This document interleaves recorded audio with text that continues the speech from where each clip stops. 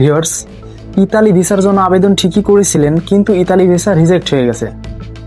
আপনি জানেন কি, প্রতি বছর হাজার হাজার আবেদন ক্যান্সেল হয়ে যায় বা রিজেক্ট হয়ে যায় সাধারণ মাত্র 5টা ভুলের কারণে। আজকে আমি বলবো সেই 5টা বড় ভুল আসলে কি। প্রথম কারণ হচ্ছে ফেক ডকুমেন্টস বা অসম্পূর্ণ কাগজপত্র জমা দেয়া বা ওখানে শো করা।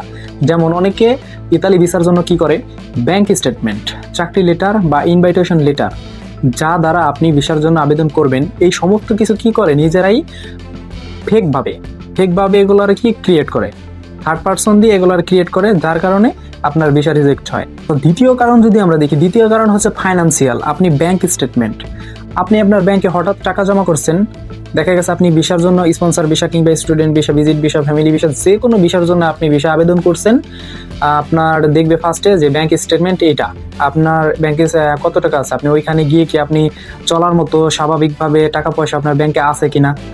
আর যদি এইটা মনে করেন যে আমি আমার যত ভাই ব্রাদার বা আত্মীয় স্বজন, চাচা কাকা মামা, এদের থেকে ব্যাংক থেকে টাকা আমি শো করাবো, আমি ওই ব্যাংক স্টেটমেন্টটা নিয়ে আমি দিব, তাহলে আসলে এটা ভুল। কারণ ওরা দেখে যে এই অ্যাকাউন্টে মানে লেনদেন স্ট্যাকটা দেখে যে কত দিনে কত টাকা জমা হয়েছে বা কত দিনে টাকা আউটপুট হয়, এরকম কিছু। হঠাৎ করে আপনি ঢুকাইছেন, এইটাও কিন্তু বোঝা যাবে। ব্যাংক স্টেটমেন্ট কিন্তু এটাও দেখবে যে কত দিনে কত টাকা লেনদেন হয়েছে।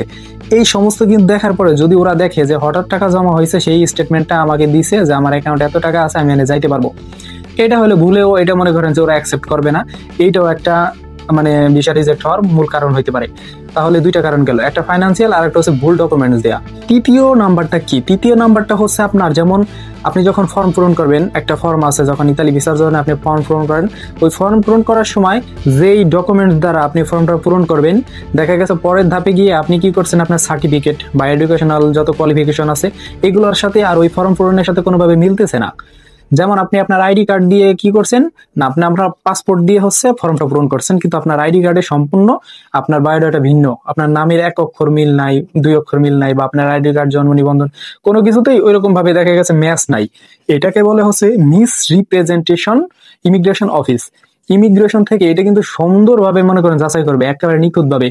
আর এইটা যদি মিস আন্ডারস্ট্যান্ডিং হয়, যেমন আপনার আইডি কার্ডে একটা আছে, আপনার পাসপোর্টে একটা আছে, আপনার সার্টিফিকেটে একটা আছে, মানে সিম্পলি আপনাকে বোঝাই, আইডি কার্ড, পাসপোর্ট, সার্টিফিকেট যদি সেম না থাকে ভাই, আপনার ইতালির ভিসা এত সহজ না। ওরা ইমিগ্রেশন করে এরকম নিখুঁত ভাবে যে আপনি এটা ধরতেও পারবেন না, ওরা ধরে ফেলাবে। এরকম থাকলে অবশ্যই আপনি এটা আগে সলভ করেন, তারপরে ভিসার জন্য আবেদন করেন, ইনশাল্লাহ আপনার ভিসা হবে। এরকম কোনো সমস্যা যদি থাকে, অবশ্যই আপনি ভিসার জন্য আবেদন করলেও কাজ হবে না। চতুর্থ নাম্বার কারণ হচ্ছে ট্রাভেল হিস্ট্রি। যেমন আপনি কোন কোন দেশে ভিজিটে গেছেন, সে তার একটা প্রমাণ সহকারে আপনার ওইখানে একটা ফাইল মানে একটা ডকুমেন্ট জমা করতে হবে। যেমন আপনি যদি বিভিন্ন দেশের আপনার, ওরা আর কি পরীক্ষা করে যে আপনি কোন কোন দেশে গেছেন, ওই দেশ থেকে আবার মানে ফিরে আসছেন কিনা, আসলে কি আপনি টুরিস্টের জন্য গেছেন বা ঘোরার জন্য গেছেন, নাকি আপনি এখানে গিয়ে মানে টুরিস্টে গেছেন কিন্তু আপনি চাকরি করার জন্য এখানে থেকে গেলেন। এইরকম যদি কিছু হয় তাহলে আপনার ওরা ভিসা দিবে না। আর এইটা পরীক্ষা করার জন্য আপনি ইতালি যাবেন, যাওয়ার পরে আপনি যদি টুরিস্টে যান, তারপরে যদি কাজে লেগে যান, এরকম তো হইতে পারে। এরকম ভাবেই তো আমরা মানে যাই, টুরিস্টে গেলাম তারপর আর কাজ থেকে আসলাম না। ওরা চাচ্ছে যে আপনি আসলে টুরিস্টে গিয়ে আবার ফেরত আসেন কিনা, এরকম প্রমাণ চায়। তো মিনিমাম আপনার 2 থেকে 3টা দেশে ভ্রমণ করার অভিজ্ঞতা থাকতে হবে। এরকম ডকুমেন্ট যদি থাকে অবশ্যই আপনি ভিসা পাবেন। তো সেই ক্ষেত্রে আপনারা যেমন এশিয়ার মধ্যে আছে আপনার গিয়া, বা মধ্যপ্রাচ্যের মধ্যে মালয়েশিয়া, দুবাই, কাতার, সিঙ্গাপুরে যাওয়া একটু টাফ, ওমান, এরকম সিম্পলি 3 থেকে 4টা, যেমন মালদ্বীপস আছে, নেপাল আছে, ভুটান আছে, তারপরে হচ্ছে আপনার শ্রীলঙ্কা আছে।